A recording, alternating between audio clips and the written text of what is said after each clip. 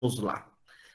Só retomando, então, os avisos da semana passada, pedimos, então, que deixe os microfones desligados para não ter nenhum intempéries. E caso tenha dúvida, pode mandá-la pelo chat, que a Bruna já está aí e ela vai coletando as dúvidas. Eu não vejo vocês, porque eu estou fazendo a apresentação, mas a gente vai trabalhar aí essa 1 hora e depois, caso tenha alguma dúvida para a gente já solucionar, a gente vai solucionando no decorrer do tempo. Peço escusas aos que não conseguiram entrar semana passada em virtude da organização aí que foi um pouco corrida, mas acredito que esse formato de enviar o link logo pela manhã na quinta-feira vai ser bom, porque assim todo mundo já se recorda que tem a formação e que lembra aí de participar e de estar juntos. Sejam bem-vindos, boa noite a todos, que Deus abençoe. Agradecemos muito a participação de cada um e que possamos aí juntos construir esse dia de formação. O tema hoje, então, como já está na primeira parte do slide, é sobre a Eucaristia e vamos falar um pouco aí o sentido, o fundamento. Eu fiz uma escolha por uma parte, como diz a Cidinha, o padre tem certos preciosismos ou perfeccionismos, mas como eu dou aula sobre a Eucaristia, no real eu queria falar para vocês o que eu vou falar o semestre todo, mas não vai dar tempo. Então, eu fiz uma escolha, que é uma escolha que me interessa mais, que é uma escolha bíblica, da qual nós vamos falar, e aí depois, no decorrer do curso, várias vezes o tema vai voltar, e quando ele voltar, ele voltará tratando aí de outras dimensões da questão da Eucaristia. Então, vamos lá. Quem tiver... eu sugeri já no início, quem tiver a Bíblia, para quiser acompanhar com a Bíblia, alguns textos vão estar projetados, outros textos nós vamos ler em separado, como é o texto da oração inicial. Então vamos lá. Em nome do Pai, do Filho e do Espírito Santo. Amém. Pedimos a intercessão da Virgem Santíssima no dia de hoje, festa de Nossa Senhora das Neves e dedicação da Basílica de Santa Maria Maior em Roma, aquela que no Monte Esquilino consagra a Mãe de Deus como aquela que soube dizer sim ao projeto de Deus, que possamos pedir a ela que cada vez mais nos conduza ao seu Filho Jesus. O evangelho de hoje nos diz o seguinte, o evangelho que foi escolhido aí, João 6, 32, 38. Respondeu-lhe Jesus, em verdade vos digo, não foi Moisés quem vos deu o pão do céu, mas é meu Pai que vos dá o verdadeiro pão do céu. Porque o pão de Deus é aquele que desce do céu e dá vida ao mundo. Disseram-lhe, Senhor, dá-nos sempre desse pão. Jesus lhes disse, eu sou o pão da vida. Quem vem a mim nunca mais terá fome, quem crê em mim nunca mais terá sede. Eu, porém, vos disse, vós me vedes, mas não credes. Todo aquele que o Pai me der, virá a mim. E quem vem a mim, eu não rejeitarei. E eu, pois desci do céu, não para fazer a minha vontade, mas a vontade daquele que me enviou. Palavra da salvação. Glória a vós, Senhor. Pedindo a este Deus de bondade, que sempre nos alimente com este pão do céu, que nutre e sustenta as nossas vidas, e principalmente que ilumine os nossos corações e as nossas mentes, para bem compreendermos o que Ele deseja nos ensinar no dia de hoje. Pai nosso, que estais nos céus, santificado seja o vosso nome, venha a nós o vosso reino, seja feita a vossa vontade, assim na terra como no céu. O pão nosso de cada dia nos dai hoje. Perdoai-nos as nossas ofensas, assim como nós perdoamos a quem nos tem ofendido, e não nos deixeis cair em tentação, mas livrai-nos do mal. Amém. Pai, do Filho, do Espírito Santo. Amém. Então vamos lá. Hoje trataremos sobre a Eucaristia. Não só a Eucaristia como celebração, mas a Eucaristia como sacramento, e perceberemos uma coisa importante, como não tem como dizer de outra forma, as duas coisas se misturam, se somam numa única. Porque o sacramento, ou o corpo e o sangue de Cristo, nos vem pela celebração eucarística, e a celebração eucarística, ela é uma Eucaristia, ou seja, uma ação de graças. Então, há aí uma soma, difícil até de trabalhar, por mais que em teologia, como eu disse a vocês, nós trabalhamos separados. O cônego José Luiz Araújo dá aula sobre a liturgia da celebração eucarística, e eu dou aula sobre o sacramento da Eucaristia. Dois pontos aí diferentes, mas que se coadunam, né? Então vamos, nessa segunda formação, trabalhar um pouco sobre isso. Então a primeira pergunta é: o que significa Eucaristia? E a Eucaristia, então, do grego, ela significa ação de graças, reconhecimento. E aqui não é criticando ninguém, porque muitas vezes isso é ensinado, né? Mas quando se diz o Senhor esteja convosco, Ele está no meio de nós, corações ao alto, nosso coração está em Deus, demos graças ao Senhor nosso Deus, é nosso dever e nossa salvação.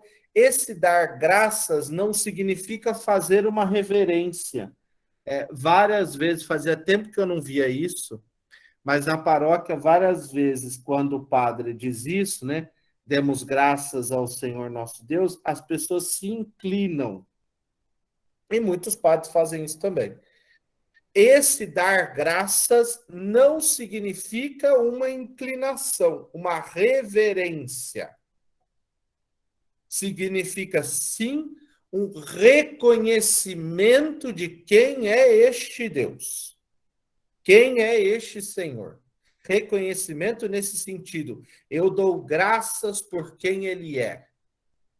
Eu exalto, eu reconheço, eu abro-me a essa questão. Então, dar graças é reconhecer esse Senhor como Deus onipotente e soberano, como um Deus que está conosco, que vem ao nosso encontro. Então, quando nós nos reunimos numa celebração eucarística, nós nos reunimos para um culto de ação de graças. Né? Também vai ser chamada a Eucaristia pelos primeiros cristãos de fração do pão, comunhão, ceia do Senhor. O termo Eucaristia vai nascer muito posteriormente. No conjunto dos relatos que nós vamos ver hoje, a força estará na fração do pão e na ceia do Senhor. Então, a Eucaristia é um culto, mas, padre, culto não é coisa de protestante? Não. Culto é toda a ação sagrada. Toda ação sagrada é um culto.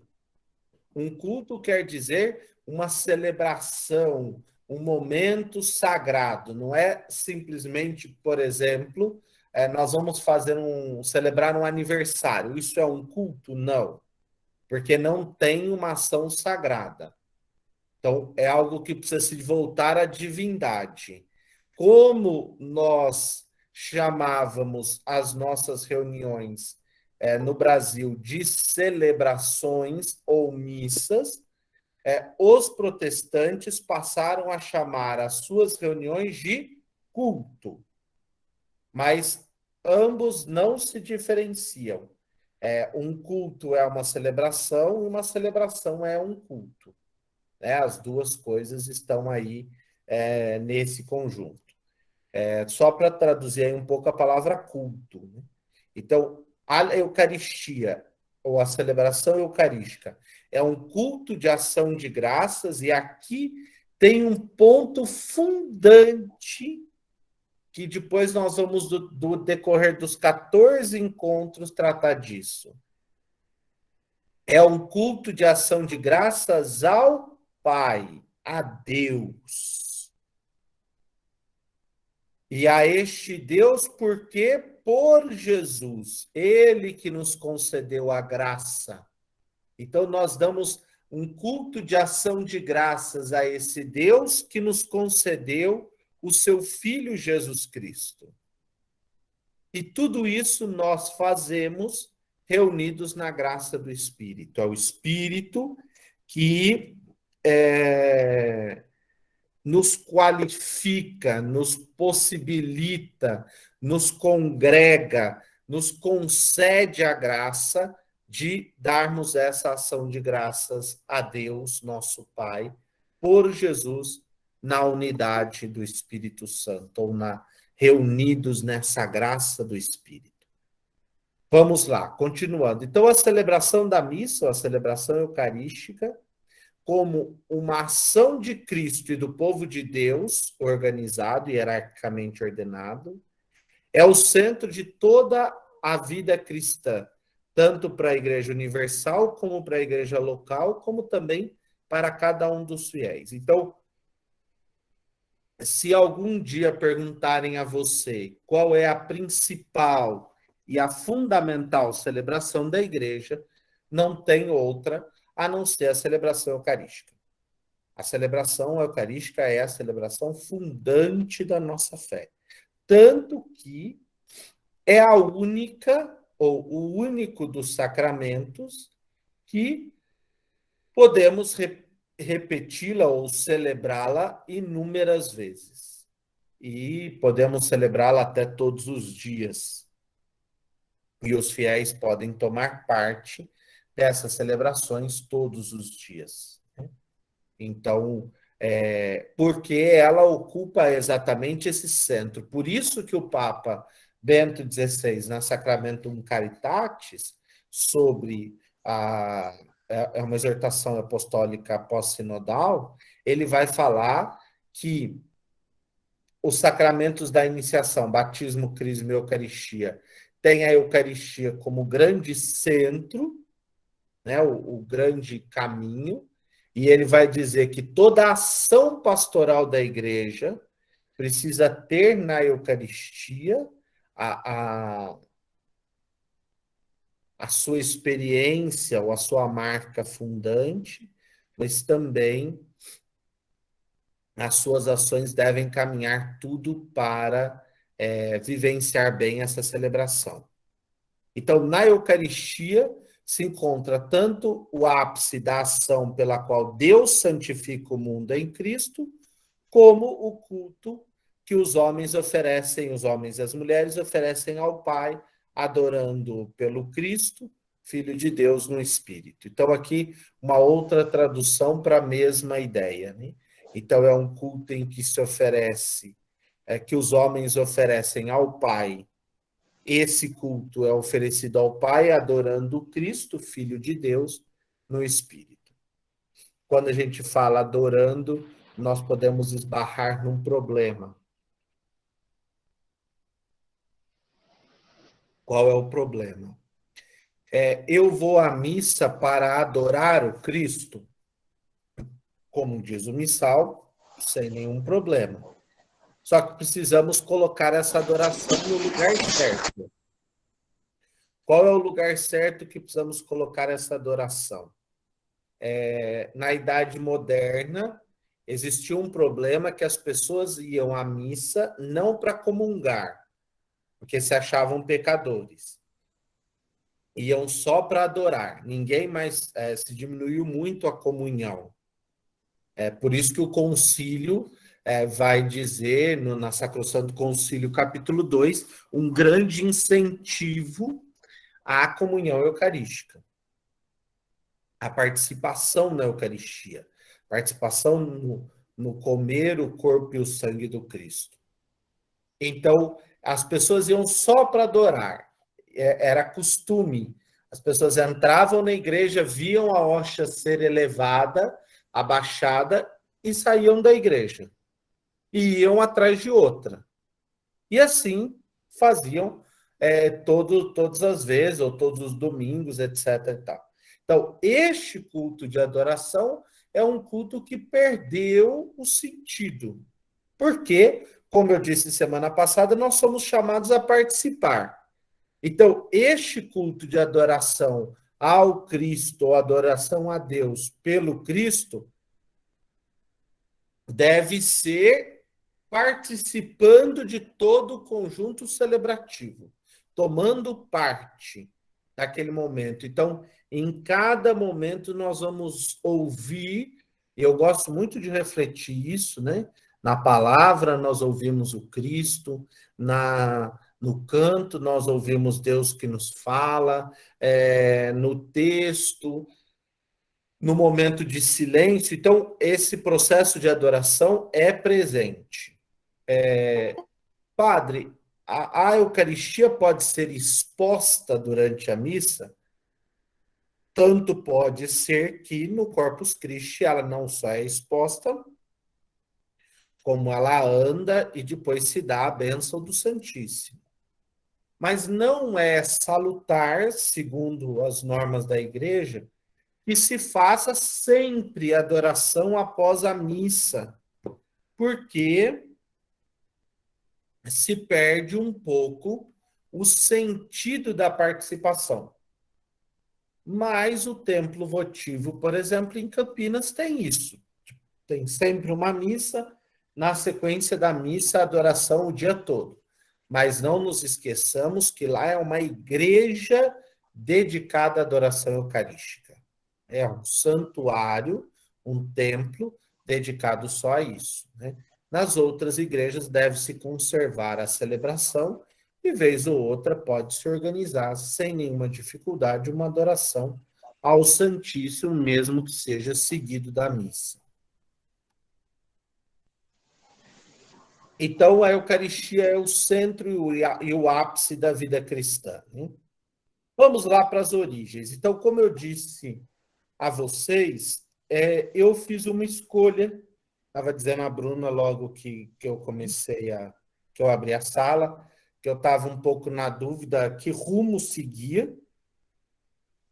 Então, eu decidi seguir um rumo bíblico. Não sei se conseguiremos chegar até o fim, mas eu quero mostrar o valor e o sentido da Eucaristia a partir dos textos que foram nos apresentados no Novo Testamento e depois algumas comparações com o Antigo Testamento. Então, a primeira fonte da reflexão sobre os sacramentos deve ser, então, a ação litúrgica.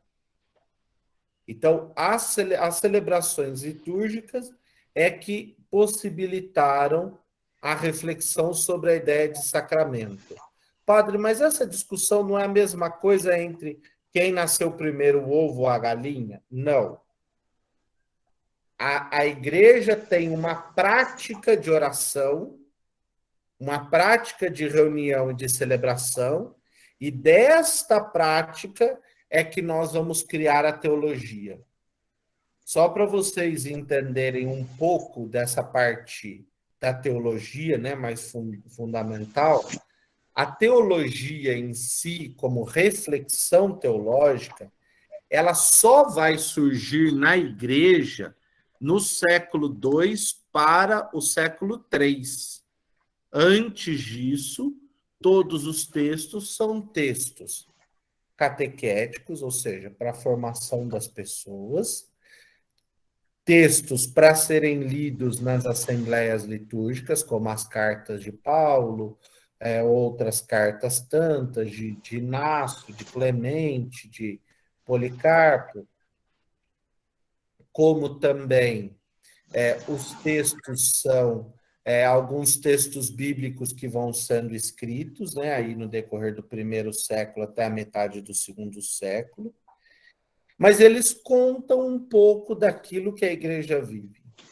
A teologia, por exemplo, um dos primeiros a falar sobre o corpo e o sangue de Cristo na Eucaristia vai ser Santo Irineu de Leão, no livro 5º, falando sobre o valor da Eucaristia para aqueles que negavam a presença real de Cristo ali. Então, ele está falando isso no século II, final do século II, né? 203. Final do século II, início do século I. Ele desenvolveu toda a sua teologia no século II. Então, para vermos assim, a ação celebrativa existia, a reflexão vem depois. Então, aquilo que é ação é que vai dar para nós o sentido, depois estudando, analisando o sentido do sacramento.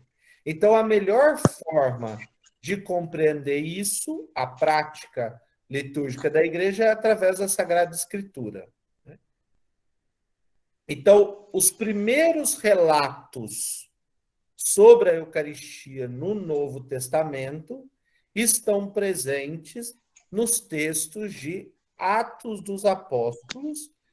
Tem um trecho em Paulo, mas de modo muito especial nos textos de Atos dos Apóstolos, que é um texto que beira a década de 90, entre 80 e 90, o texto que São Lucas escreveu. Ou seja, isso dista 50 anos da morte de Cristo. E ali ele vai nomear a forma, ou ele vai mostrar como essa celebração acontece. E dizendo sempre fração do pão e ceia do Senhor. Esse processo de interpretação como fração do pão e ceia do Senhor é muito importante para Lucas. Então, é importante que nós tenhamos em mente que a última ceia, aquela que Jesus rezou com seus discípulos, ela não é a primeira celebração eucarística da série de celebrações eucarísticas da igreja. Por quê? Porque a Eucaristia, a ideia da celebração, só vai nascer após o evento da Páscoa. Isso talvez, eu estava com medo de trabalhar isso com vocês, mas vamos ver se eu me faço entender, né? Jesus rezou ali com os seus discípulos a última ceia. Dali, ele foi para o Monte das Oliveiras, na agonia. Do Monte das Oliveiras, ele é do Getsemane, né? Ele é levado, preso e levado a Pôncio Pilatos, a Herodes, é crucificado, morre. Depois de morto, é sepultado. Depois de sepultado, os cristãos ficam, os seguidores de Cristo ficam esperando passar o sábado, porque o sábado era o dia da Páscoa. Então, eles não podiam ir, porque um judeu não poderia sair para isso.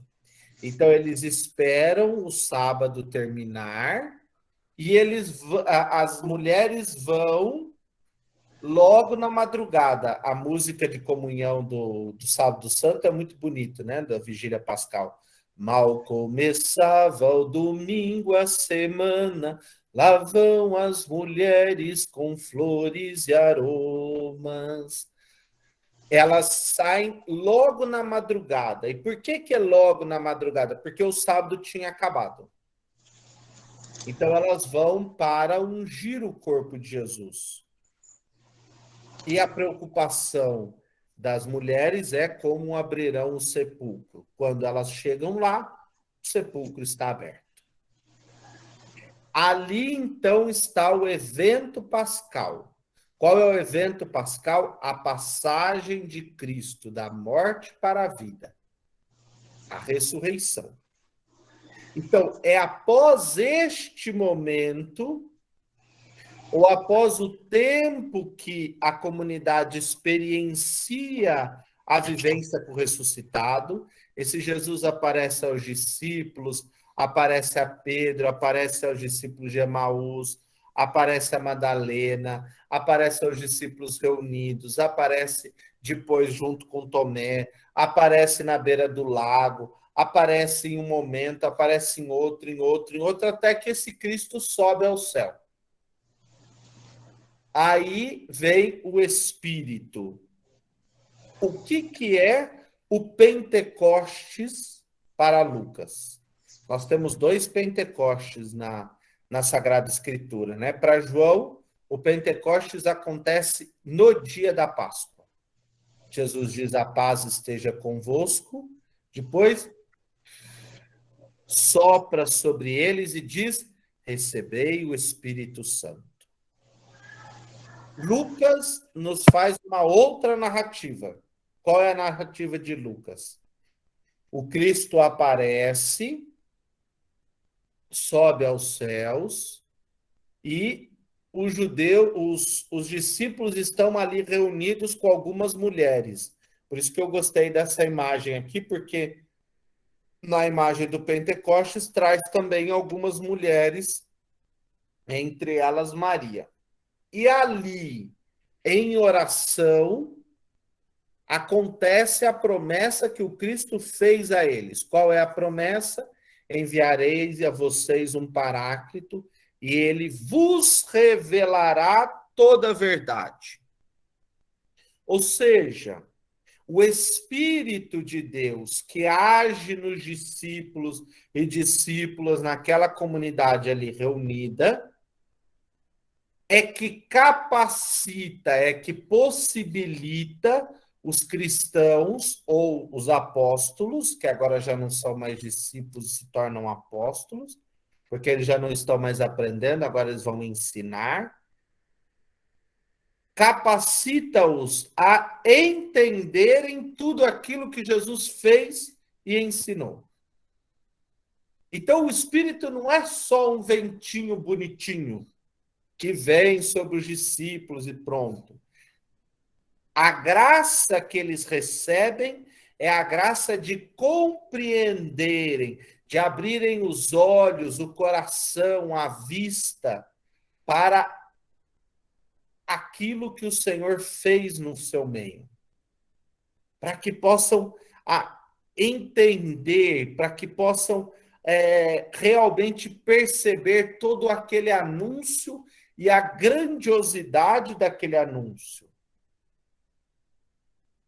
E ali vai ser um ponto marcante, porque é exatamente esta graça do Espírito que capacita e sustenta a igreja todo este tempo. É ele que nos impulsiona, que nos motiva. Por isso que devemos pedir a este Espírito que nos dê essa clareza para sermos essa presença do Cristo no mundo.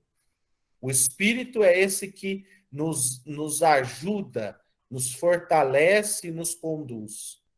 Então, é a partir daí que aquela comunidade cristã vai começar a entender as diversas ações de Jesus.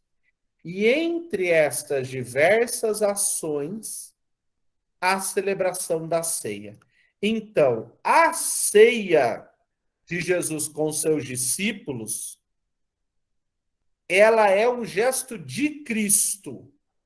É o Senhor que rezou aquilo. Ali não está a celebração eucarística, ali está o gesto de Cristo. Por isso que nós vamos achar Mateus, Marcos e Lucas narrando um fato e João narrando outro. Né? Mateus, Marcos e Lucas nos narram o relato da instituição da Eucaristia, João nos narra o relato do lava-pés. O que acontece naquele relato que foi tão importante que os discípulos continuaram celebrando aquilo e trouxeram aquela memória de uma outra forma, é exatamente a ideia da memória. Jesus vai dizer no final do relato, se não me engano, de Mateus, fazei isto em memória de mim. O que é a memória? Memória não é trazer presente na cabeça. Memória não é uma lembrança. Memória é você trazer um fato do passado no presente e celebrá-lo aqui. E essa celebração aqui nos faz reviver o mistério de Cristo com toda a sua atualidade. Não quer dizer que Cristo morre de novo, não quer dizer que é a crucificação do Senhor ou que é o seu corpo rasgado ali, mas o que quer dizer? Quer dizer que o Cristo se torna presente pela celebração memorial. Nós trazemos esse evento como um evento próprio do Senhor no nosso meio. E fazemos memória do quê? Daquilo que ele fez. Por isso que eu queria e desejo que vocês entendam que eu não estou diminuindo a última ceia ao dizer que ela não é uma primeira Eucaristia da série de Eucaristias que a igreja celebrou, mas ela é, por excelência, o momento eucarístico que o Cristo instituiu em nosso meio. E ela não é uma ou outra.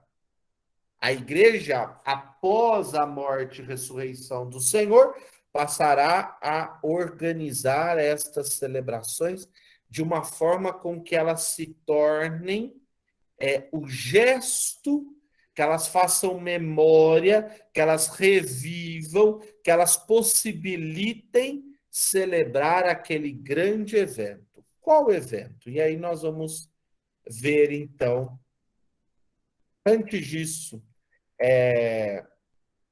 só para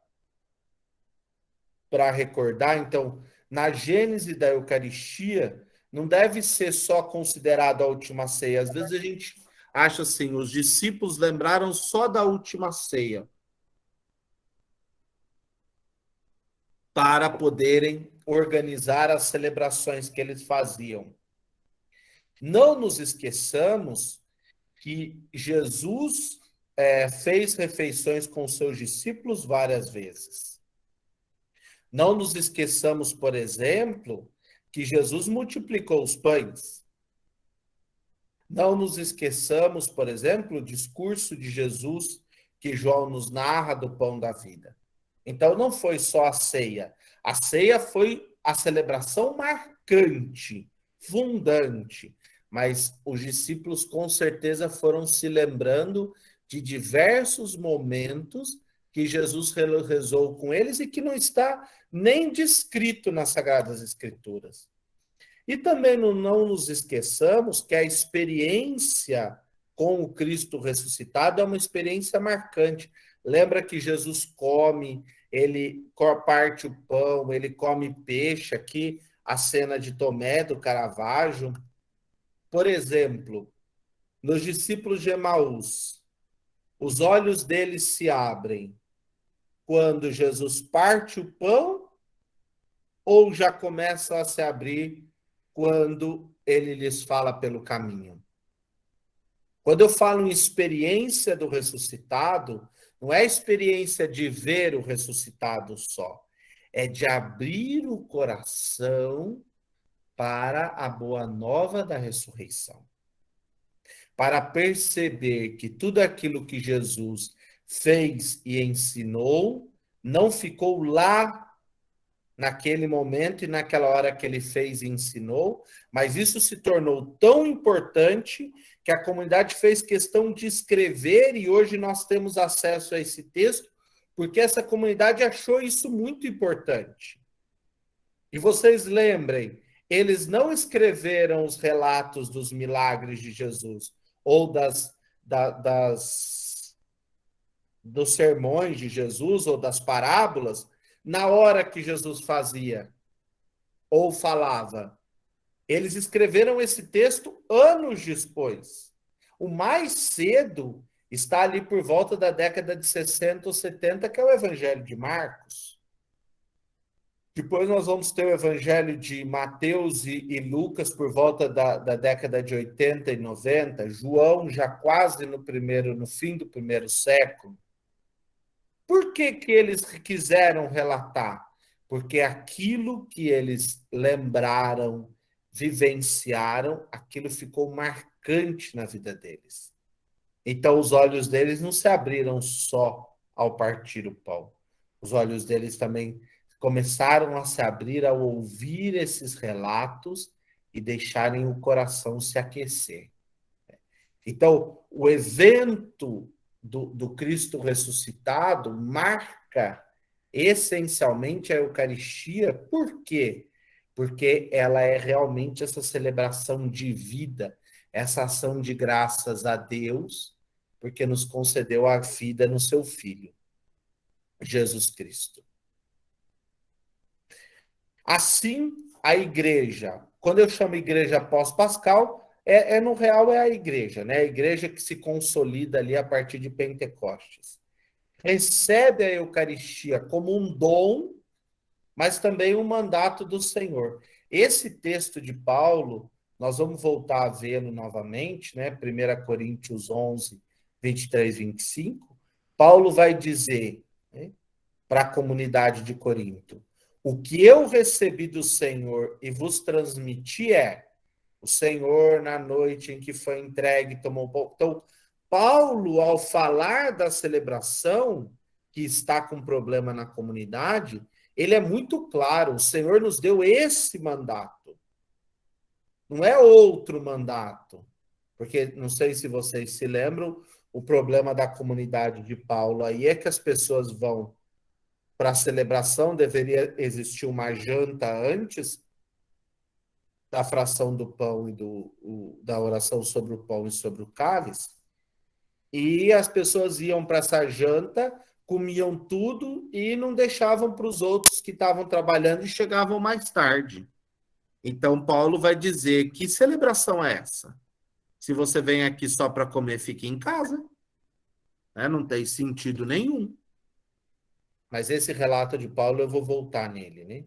Então, Paulo vai apresentar, né, uma relação normativa daquele evento da vida de Jesus, ou seja, daquele dia que ele celebrou, e assim mostra que a igreja celebra a Eucaristia por mandato do Senhor, ou seja, Jesus disse para fazer, e que o gesto do Senhor na ceia é a chave principal de compreensão do gesto da igreja.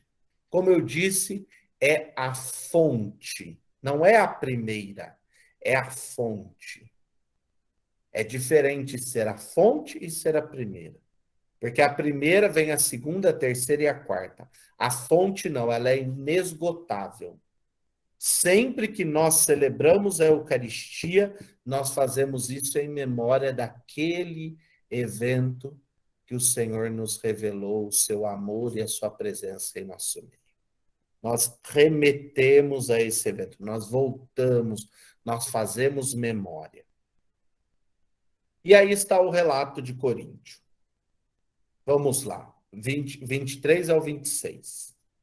O que eu recebi do Senhor foi isso que eu vos transmiti.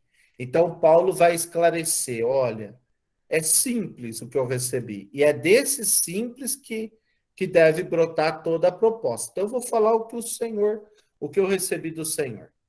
Na noite em que foi entregue, então na quinta-feira, O Senhor tomou o pão e, depois de dar graças, eucaristizei. Sim? Entenderam da onde vai nascer o termo Eucaristia? Depois de dar graças. Esse dar graças, ele deu graças a Deus, ele não fez uma reverência de inclinação. Ele elevou a Deus uma oração de ação de graças, de agradecimento por tudo que ele nos deu, pelo pão que ele nos concedeu. Partiu esse pão e disse: isto é o meu corpo que é dado por vós, fazei isto em memória de mim. Ou seja, a memória aí presente. Do mesmo modo, depois da ceia, tomou também o cálice e disse: este é o cálice, este cálice é a nova aliança em meu sangue. Todas as vezes que dele beberdes, fazei isto em memória de mim. E continua: todas as vezes de fato que comerdes deste pão e beberdes deste cálice, estareis proclamando a morte do Senhor até que ele venha. Então, estareis proclamando o mistério do Senhor, a vida dele, o seu sacrifício de vida que deu vida a cada um de nós. Então, quando nós nos reunimos para um eucaristizem, nós nos reunimos para dar graças por esse grande evento de vida que o Senhor nos concedeu. E vocês perceberam que eu estou falando nós, não é o padre que dá graças, é a comunidade reunida que participa e que faz um culto de ação de graças. Por isso que a proposta é que nós trabalhemos para que as pessoas compreendam que elas podem também rezar durante a celebração e não se acharem inibidas porque essa hora é o padre, essa hora é isso. Então, nós precisamos entender o conjunto da ação litúrgica. Eu acho que não vai dar tempo de passar muitas partes, mas a gente passa algumas que são interessantes. Elas estão logo no começo, né? Um primeiro relato de fração do pão está em Atos dos Apóstolos, logo depois de Pentecostes, capítulo 2, versículo 42 a 46. Vai dizer São Lucas: eles mostravam-se assíduos ao ensinamento dos apóstolos, à comunhão fraterna, à fração do pão e às orações. Então, existe aí 4 questões importantes: o ensinamento dos apóstolos, a comunhão fraterna, a fração do pão e as orações. Ou seja, nós já temos aí 4 elementos que marcam ou que já mostram a evolução dessa celebração eucarística após a paixão, após a ressurreição do Cristo. Aqui. Então, esse pequeno sumário, né, a Eucaristia não é um rito isolado, a fração do pão, mas ela faz parte de um conjunto da vida eclesial. A pregação de Pedro, a conversão dos ouvintes, o batismo, fé, salvação, perdão, os dons do Espírito, tudo isso integra essa comunidade. Mas é interessante que o verso 42 vai falar nesses 4 pontos. Primeiro, o ensino dos apóstolos. Então, quer dizer que os apóstolos pregavam fora, mas também didaquê, eles ensinavam aqueles que decidiam-se pelo Senhor. Então, existia um momento de partilhar aquilo que eles ouviram e viveram com o Senhor. Segundo, existiu um momento de comunhão, e essa comunhão não é aí a comunhão de comer o pão, mas aqui a comunhão é a comunhão na união comunitária, em torno do Cristo, né? Em torno de uma mesma fé. A comunidade que ali se reúne, ela forma um único corpo, ela se integra nesse conjunto, porque o Cristo é o centro fundante dela. Terceiro, essa comunidade reza. A oração cristã já deve estar presente dentro dessa comunidade. Com certeza, a base dessa oração devem ser os salmos, né? Os salmos já são presentes no judaísmo e já são muito presentes e usados como oração e com certeza são usados nesse momento também. E aí o texto fala de fração do pão, clases tu artu. Então, essa expressão que foi retirada das refeições judaicas, né? Na Beracá, na Hagadá, você fraciona o pão, mas de modo especial na ceia pascal, né? Que é a Beracá, o Hagadá, desculpa. Esse gesto de partir, ele é somado com essa benção. Então, tem uma benção e uma partilha do pão. Os cristãos vão entender essa soma. Por isso que diz também que Jesus tomou o pão, deu graças à bênção e depois partiu, fracionou esse pão. Então, esse gesto é um gesto significativo. E o primeiro nome que a celebração ganha é o nome de fração do pão. E essa fração do pão já remete aí à ideia do corpo e do sangue de Cristo. Tem um outro texto que nós lemos muito pouco, mas talvez é o melhor relato de como a comunidade celebrava a Eucaristia. Esse texto é interessante porque é o texto que o menino Paulo fala tanto que o menino cai de cima do terceiro andar, se esborracha no chão e morre, depois Paulo ressuscita. Paulo está em Troade, saindo de Éfeso, de Troade, ele vai seguir, eu acho que para Roma, se não me engano. Olha o que nos diz os relatos, é Atos 27, 12. No primeiro dia da semana, domingo, estando nós reunidos para a fração do pão, então, nós chamaríamos isso de celebração eucarística, Paulo entretinha-se com eles. Estando para partir no dia seguinte, prolongou suas palavras até a meia-noite. Havia muitas lamparinas na sala de cima, onde estávamos reunidos. Um adolescente chamado Eutico, que estava sentado no peitoril da janela, adormeceu profundamente, enquanto Paulo se alongava a sua exposição. Alguns dizem que a fala de Paulo devia ser muito enfadonha, porque o pobre do menino dormiu, né? Vencido pelo sonho, o Eutico caiu do terceiro andar abaixo. Quando foram levantá-lo, ele estava morto. Paulo foi lá, debruçou sobre ele, tomou-o nos braços e disse: não vos perturbeis, a sua alma está nele. Depois subiu novamente, aí vem o detalhe. Partiu o pão e comeu. E discorreu por muito tempo ainda até o amanhecer. Então ele partiu. Ou seja, a fração do pão é um ato dessa comunidade reunida. E o centro não está só no partir o pão, mas também na palavra que é anunciada, na convivência, né, que se vive ali, né, nessa comunhão fraterna.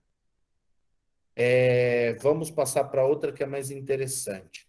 O relato de Atos 27, 33, 38, Paulo está indo para Roma e o navio começa a balançar, estão achando que o navio vai afundar, começa esse relato.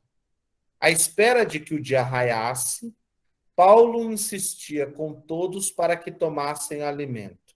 E dizia: hoje é o 14º dia em que, na expectativa, ficais em jejum sem comer nada.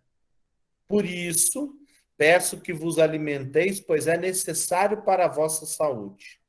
Ora, não se perderá um só cabelo da vossa cabeça, da cabeça de nenhum de vós. Tendo dito isto, Paulo tomou o pão, deu graças, eucaristesen, a Deus diante de todos, partiu e pôs-se a comer. Então, reanimando-se todos, também eles tomaram alimento. Éramos no navio ao todo 276 pessoas. Tendo se alimentado fartamente, puseram-se a aliviar o navio, atirando o trigo ao mar. Esse texto é interessante porque Paulo está num ambiente pagão. E ao invés de ao invés de Lucas narrar uma celebração eucarística explícita, ele vai motivar uma outra proposta a partir de elementos ali presentes. Primeiro, a salvação. Ninguém vai perder nenhum fio da cabeça. E por que não vai perder? Não vai perder porque o Cristo já salvou a todos. Não importa que se morra, porque se estamos no Senhor, nós não nos perdemos, nós nos encontramos. Quer vivos ou mortos, se estamos no Senhor, nos encontramos. Então, a salvação, a soteria. Ele toma o pão, deu graças, eucaristizem, parte e pôs-se a comer. Então, o gesto ali, o gesto de Paulo é um gesto de salvação. E Lucas quis narrar isso como realmente um ato de... uma forma de mostrar àqueles que não creem a força da fé em Cristo Jesus. E eles realmente reconhecem naquele pão o alimento. Depois nós temos aqui o relato de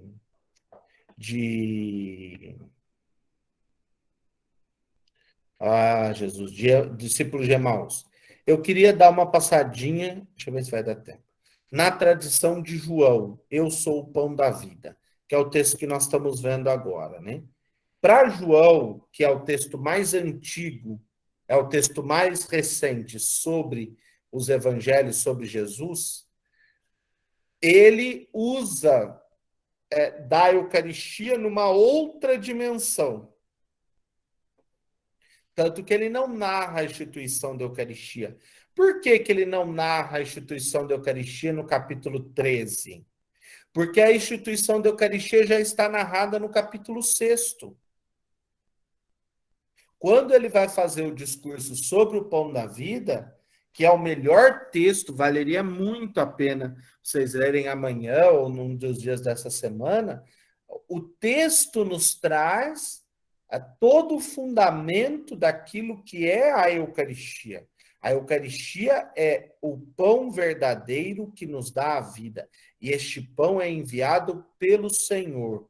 E quem dele comer tem que crer. Na noite da ceia, a marca está no amor. O lavar os pés é a marca do amor que se oferece. O Cristo como pão é aquele que se oferece por nós. E ele ama os seus discípulos até o fim. Ele lava os pés deles. E ele não se sente menor por isso. Porque o amor não nos diminui. O amor sim nos engrandece. Só que quanto mais a gente ama, ao invés de crescer lá em cima, a gente diminui mais. Porque o amor nos torna mais humildes e mais simples. Ele vai continuar o discurso da ceia dizendo que ele é a videira. Se no capítulo 6 ele é o pão da vida, aquele que tem fome, vem a mim e coma. Aquele que tem sede, vem a mim e beba. Agora ele vai dizer, eu sou a videira verdadeira. E meu pai é agricultor. Todo que tiver ligado em mim tem vida. Ou seja, todo que bebe do meu sangue tem vida. E continua João 19:34. Aquele sangue e aquela água que brotam do lado do Cristo é o sinal dessa vitalidade que nos vem do sacramento da Eucaristia. Então, em João, a presença da Eucaristia é espalhada por todo o texto, né? No capítulo 6, que eu digo, é maravilhoso esse capítulo 6, dá aí para a gente ficar... esses dias eu fiquei pensando que era bom, quando a gente puder fazer um retiro de ministros, qualquer coisa, usar esse texto. É um texto muito bonito, né? Então, não vai dar para ler o texto todo, mas eu acho que depois, lendo, a gente consegue ir trabalhando. Então, primeiro, o texto nos traz um caminho progressivo que Jesus vai construindo, né? Cristo, o pão da vida enviado à humanidade por Deus, e Cristo nos dará esse pão da vida, que é a sua carne pela vida do mundo. Ele começa dizendo que o pão de Deus é esse pão que dá a vida e ele é o pão da vida.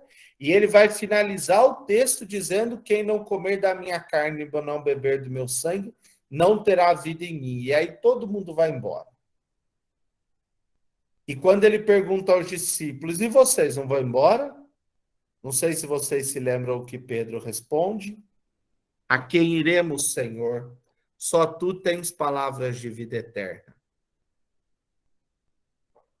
Ou seja, da fé no Cristo, no Messias, no Filho de Deus, é que a Eucaristia torna um sacramento visível dessa fé. Isso é muito bonito, né? A Eucaristia, ela é o Cristo e pronto. Mas quando os discípulos reconhecem, quando Pedro responde isso, né? A quem nós iremos, Senhor? Só tu tens palavras de vida eterna, ou seja, só tu nos revela a verdadeira vida.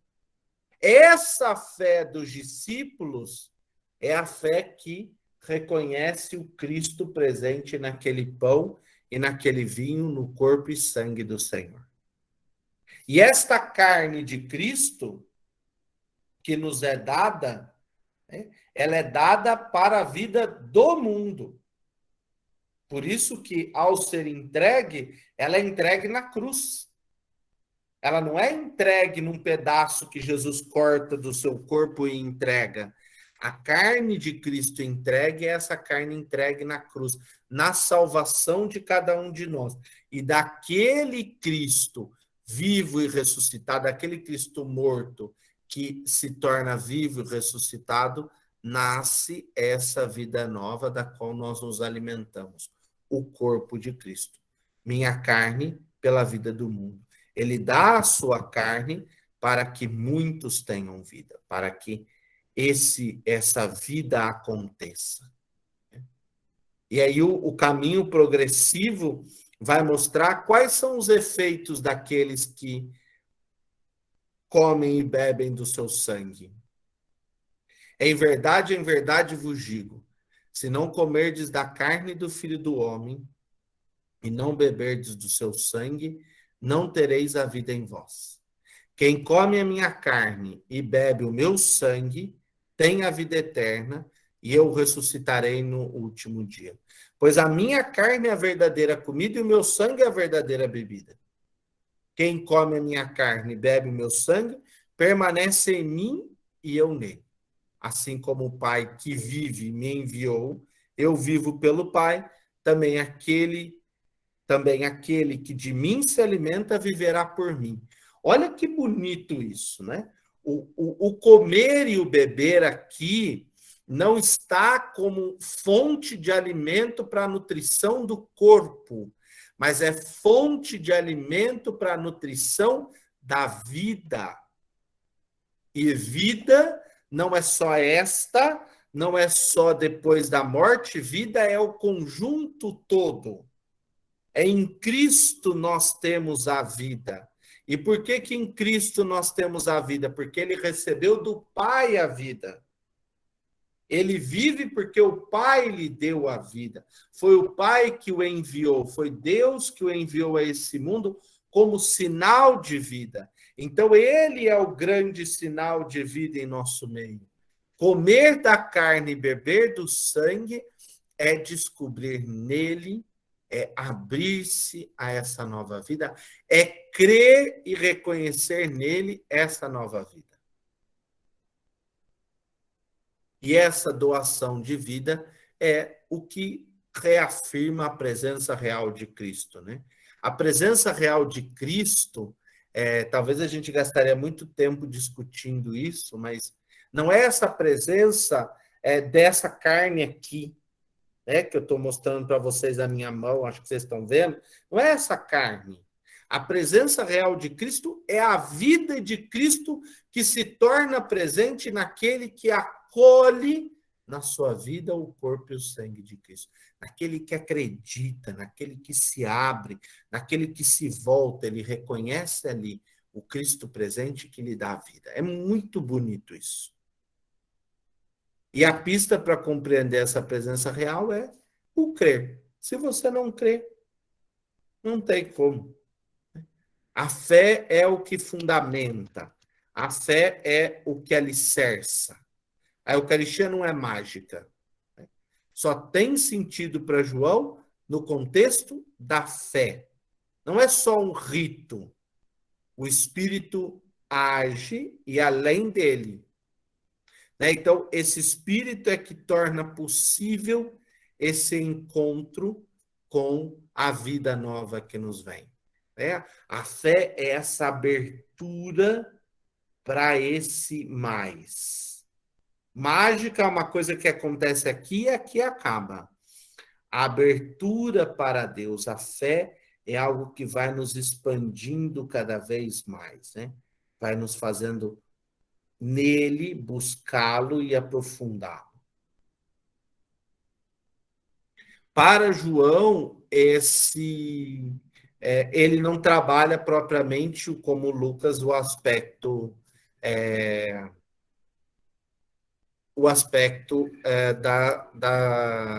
da igreja na perspectiva eucarística.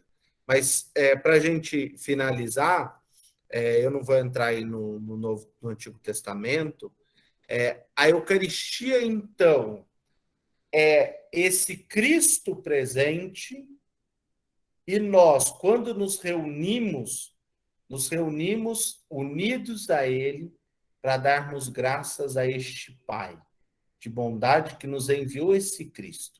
E essa ação de graças é uma ação de graças daqueles que creem, daqueles que professam essa fé, daqueles que reconhecem esse Senhor. Por isso que estão cheios do Espírito. Ninguém poderá dizer Jesus Cristo é o Senhor a não ser no Espírito. É o Espírito que nos congrega como uma assembleia de fé, para ouvirmos a palavra, para comungarmos dessa vida. Né?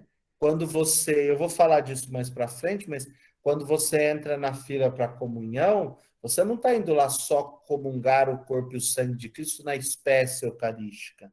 Eu faço comunhão com todos esses que estão ao meu redor, a comunhão fraterna dessa assembleia reunida.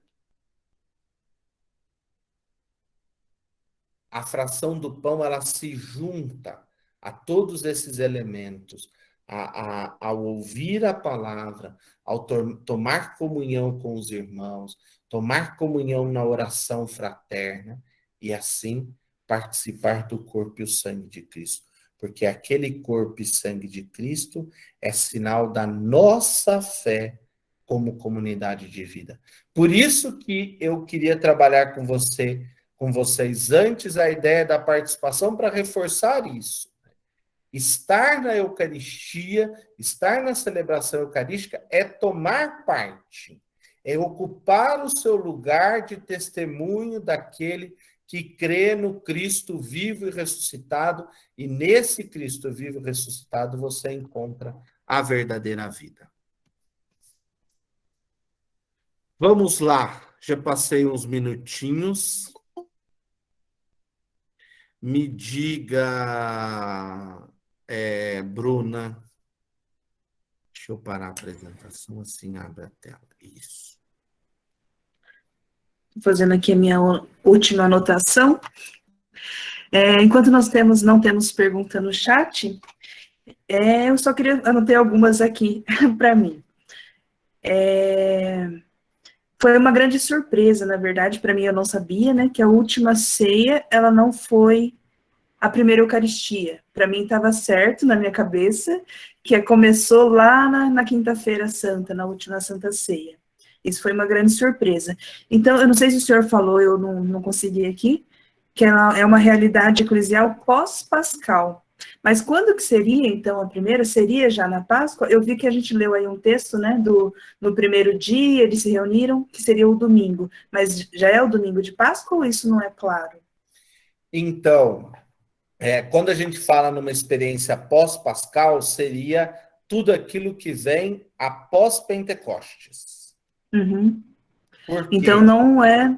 Porque transcorreram o período das aparições do ressuscitado e em Pentecostes a comunidade fez essa experiência de quem era realmente esse Deus, de tudo aquilo que ele revelou, e esse Espírito abriu a mente e o coração para compreender tudo isso. E a partir daí, eles começaram a viver, porque lembrem-se, Pentecostes, acaba Pentecostes, acontece Pentecostes, Pedro faz aquela brilhante pregação, que é lindíssima, que está no, eu acho que é no capítulo 2 de Atos dos Apóstolos, e naquela pregação os judeus se convertem, os que estão ali, os pardos, os medos, os elamitas, os habitantes da Mesopotâmia, do Ponto, da Ásia, da Frígia, da Panfilha.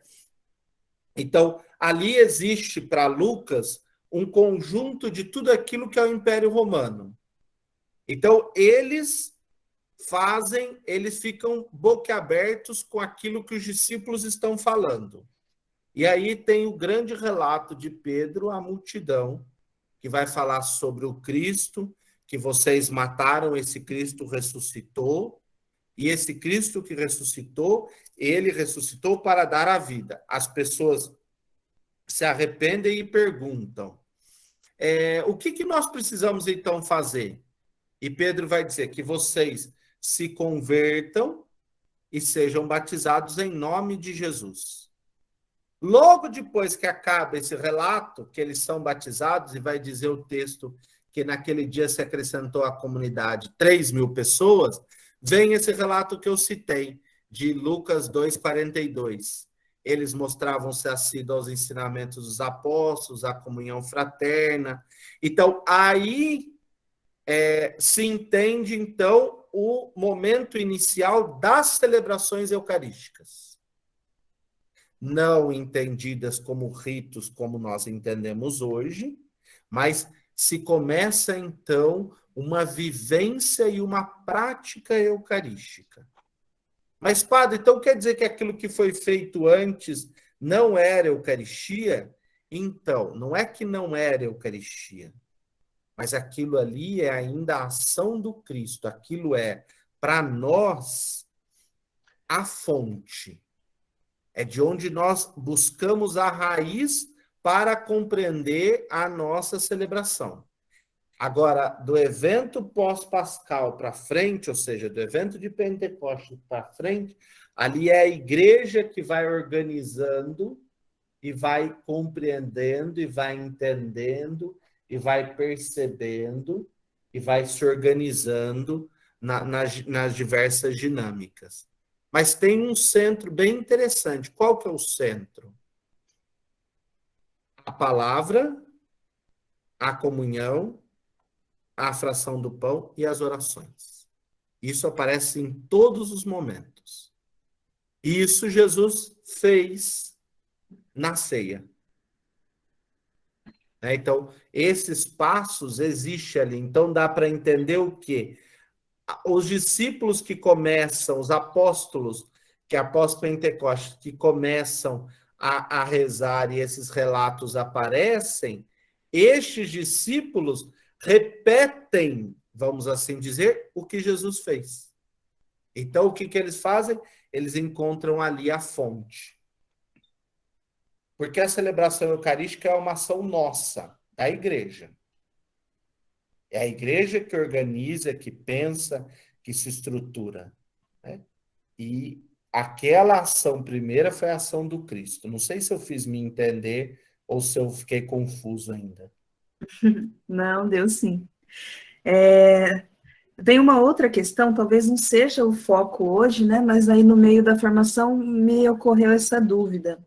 Nós vivemos uma realidade hoje, nessa, nessa pandemia, né? Que são as missas online. Como que fica essa questão de comunhão espiritual? Então, eles entram nessa comunhão fraterna. Para nós, a palavra comunhão ganhou um único significado: comer o corpo e o sangue de Cristo. A comunhão não é isso. Foi o que eu disse. É preciso fazer comunhão. Não é só comer. Jesus vai dizer um texto ali, que é um texto bastante duro, eu vou usar ele depois. Se você tem algum problema com o seu irmão, deixa a sua oferta em cima do altar e vai resolver o seu problema. Porque como você vai apresentar o sacrifício de comunhão se você não está em comunhão com o seu irmão? Como você pode estar em comunhão com Deus se você não está em comunhão com o seu irmão? Então, o reunir-se em assembleia litúrgica é fazer comunhão, é partilhar da vida, da oração, da palavra, da fé, da vivência. É importantíssimo a reunião em comunidade. Agora, quando falamos do online, nós abrimos aí, e isso foi aberto pelo Santo Padre, então a igreja abriu numa exceção que todo mundo participa, independente de estar presente ou não estar presente. Ele participa como? Aí que vem a parte bonita e difícil. Eu digo que eu sou uma pessoa limitada para isso. É você integrar-se àquela comunidade reunida, estando na sua própria casa, atrás da tela de televisão. Que não é fácil. Mas eu digo a você que muita gente faz isso. Eu via, por exemplo, os meus avós fazerem isso. De se integrarem e, por não poderem estar, essas pessoas celebram da sua casa e entram em comunhão com aquilo que está acontecendo. Isso também por isso que quando fala em comunhão espiritual, a comunhão espiritual não está só na hora da Eucaristia. A comunhão espiritual está no conjunto daquela celebração. Eu me decido por tomar parte ali junto com todo mundo e fazer comunhão com aquela assembleia. Então eu me sinto ali reunido. Eu não me sinto ali representado. Eu me sinto ali reunido com eles. Eu estou junto. Então, para entender talvez até que um pouco melhor, isso junta uma atitude espiritual, é uma atitude da pessoa que toma essa decisão. A pessoa que se decide por tomar parte daquilo e estar integrado àquilo que está acontecendo. Vou dizer um exemplo péssimo, mas às vezes ele é bom. Quando você vai num velório, o velório é o lugar onde tem as velas e o defunto está lá. Então, se imaginaria que todo mundo ali fica velando. O que é velando? Fica como uma vela acesa, paradinho ali. Essa imagem, ela tem pouco daquilo que é o evento celebrativo no velório. O velório não é sacramento, né? Porque o morto já morreu. Então, não dá para o morto receber o sacramento. Mas o que é o velório? O velório é uma comunhão de fiéis que se reúnem para apresentar a Deus as suas orações em agradecimento pela vida daquela pessoa, encomendando ele, ou seja, colocando o remetente ou o endereço para dizer as nossas orações subam até Deus pela vida desse que se foi. Quando nós entendermos que o velório não é um lugar para a gente ficar dando pêsames, contando piada, ou ficar ali simplesmente para ocupar espaço, e entender que ali é fazer comunhão, comunhão de sentimentos, de fraternidade, de vida. Né? E se você tiver que falar alguma coisa, que deva ser bem do morto. Porque se não tiver que falar bem do morto, não fale nada, fique quieto. Porque depois que já morreu, não tem como solucionar. Mas, então, para a gente entender o entrar em comunhão, é uma comunhão fraterna, a família está ali sofrendo, as pessoas estão ali, você não precisa fazer nada, não precisa dizer meus pêsames, meus sentimentos, não. Eu estou aqui como quem? Como quem crê junto com vocês. Estou aqui para fazer comunhão no sofrimento, mas também nas preces por esse irmão que foi para junto de Deus. Então, comunhão é um passo maior do que só comer do corpo e sangue de Cristo. Tem uma musiquinha antiga que vai dizer assim: é comunhão em Jesus Cristo por inteiro neste pão. É comunhão com o projeto de Jesus que dia a dia vem em nossa direção. Com ele juntos caminhamos até a cruz para revelar ao mundo inteiro o evangelho da salvação, é alguma coisa assim. A comunhão é a comunhão com todo o projeto do Cristo. Eu não posso fazer comunhão com uma parcela. Por isso que você não pode entrar, por exemplo, numa igreja ortodoxa, grega, que não está em comunhão conosco, e comungar, comer do corpo e sangue de Cristo. Por quê? Porque você não está em comunhão com eles. Enquanto fé, nós não estamos em comunhão. Nós não podemos comungar numa igreja luterana, nós não podemos comungar numa igreja anglicana, porque nós não estamos em comunhão de fé. Não é que Jesus está presente ou não está presente, não é esse o problema. O problema é como nós formamos a comunhão da comunidade reunida. As igrejas se tornaram para nós simplesmente lugares para celebrar. E nós perdemos o espírito de comunidades que se reúnem nesse vínculo, que é um vínculo maior do que simplesmente 5h30, dá para eu ir na Matriz, não, dá para eu ir na Santa Isabel, dá para eu ir não sei aonde. Não, eu vou aonde? Eu vou na minha comunidade, porque ali eu faço comunhão com os meus irmãos. Você vê que a coisa ganha um peso a mais. Não estou falando que o Jesus é diferente, tá? Jesus é Jesus em todo canto. Mas é diferente quando eu entro naquela assembleia e eu tomo parte, né? Eu faço parte ali. Aquela assembleia se integra comigo e eu me integro com ela. Aí a gente teria que trabalhar a ideia de igreja. Já falei demais, né? Muito bem, legal. Nós temos uma questão aqui no chat, mas antes disso tem duas pessoas com as mãos levantadas. Eu não sei se foi sem querer, mas se é a Raquel e o Tony. Aí pode habilitar o microfone e fazer a questão antes da gente ir para a próxima.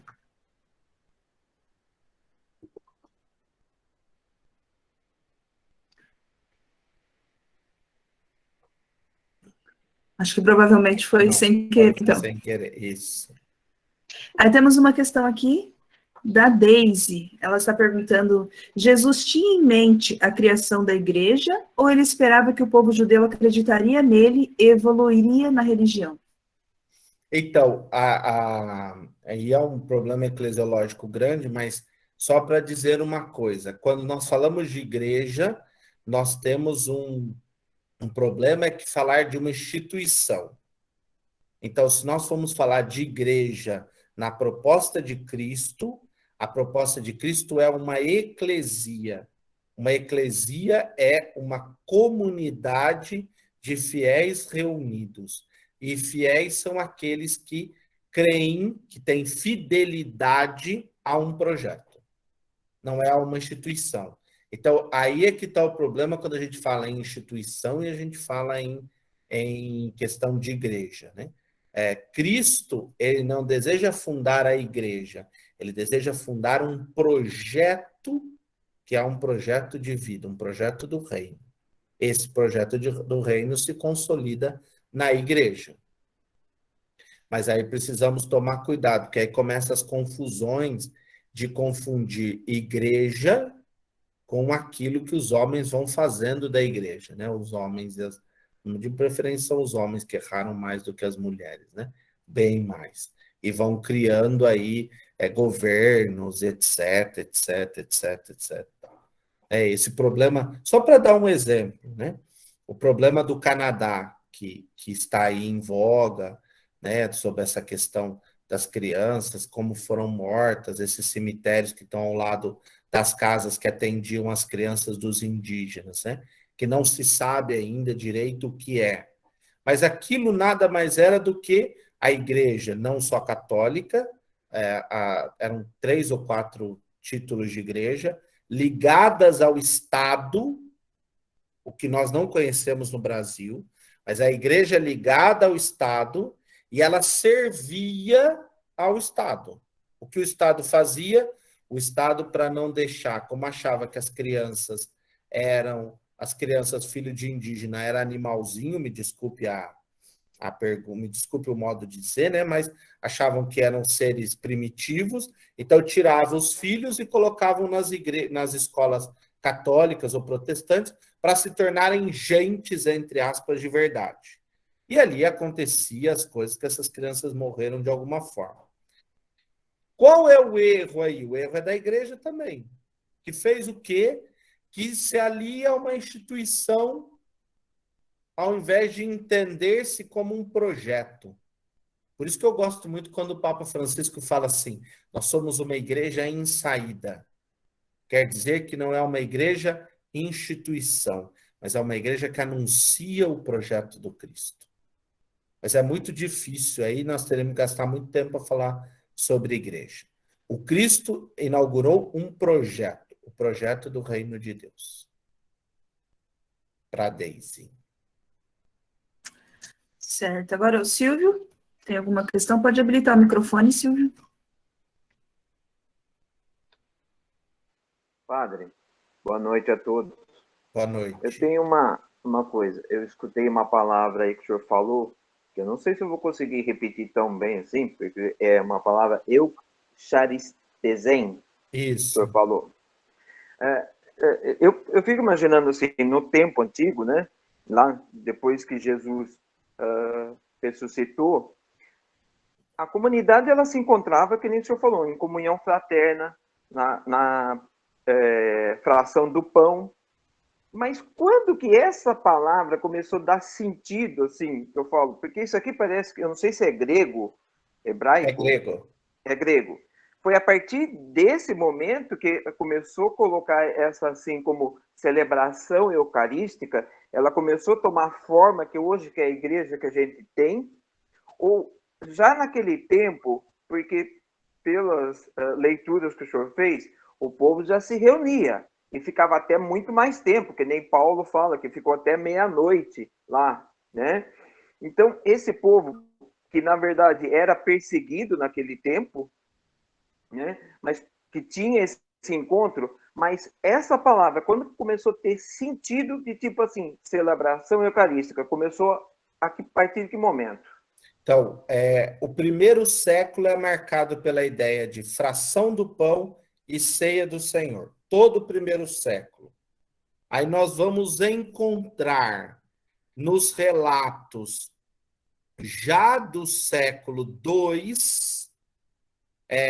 Didaquê, Justino e Irineu de Leão falando em Eucaristia. Não fala em celebração eucarística, mas fala reunir para a Eucaristia. Eu coloquei a palavra em grego porque os cristãos desde o início usam grego. Pouco se usou de aramaico, né? De hebraico, aramaico, não usava já o grego porque era a língua mais corrente. Os textos, em grande parte, eram escritos em grego. Mas já no segundo século, sai da ideia de fração do pão e ceia do Senhor e entra para a ideia daquilo que se fazia. O que Jesus fez, tomou o pão, deu graças e partiu. Aí que é interessante. Os cristãos começam a valorizar mais o dar graças do que o partir.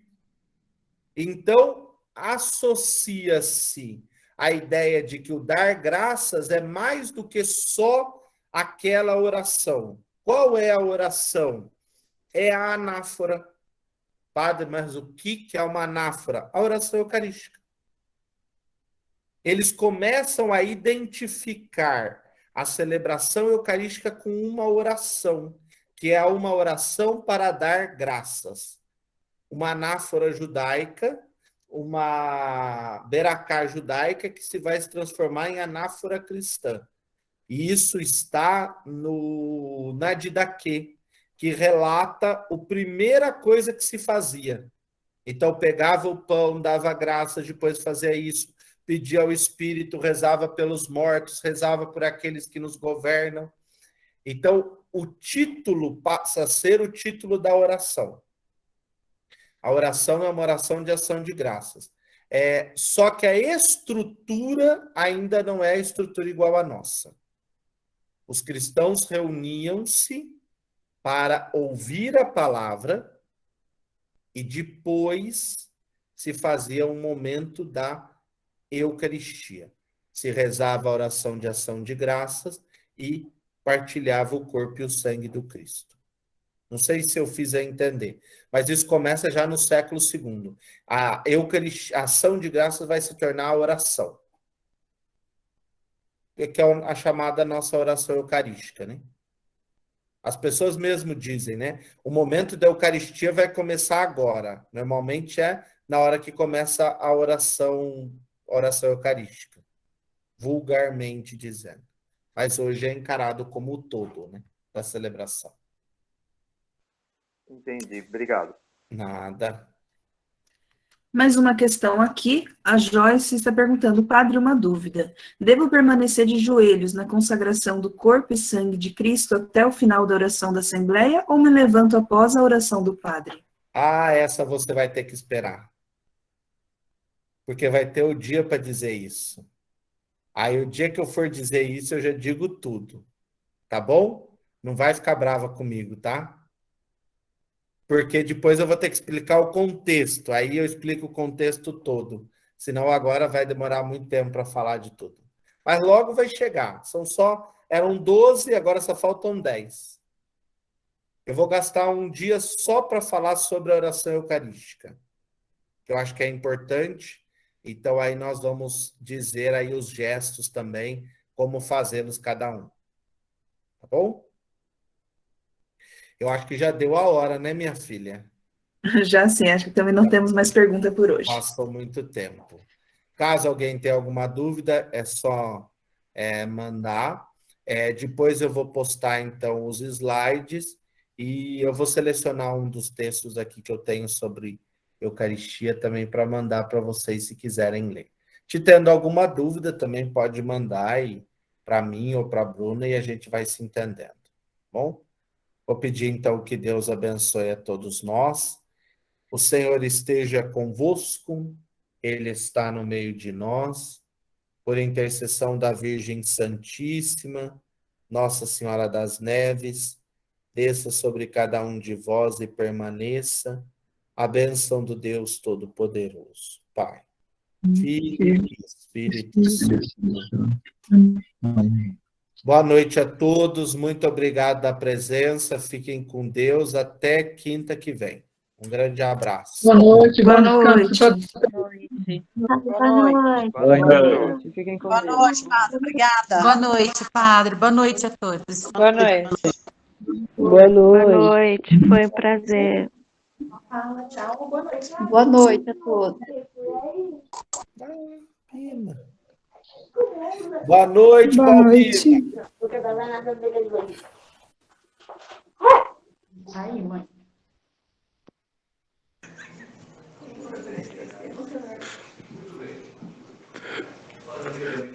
Acendinha, minha caneca do Carandu.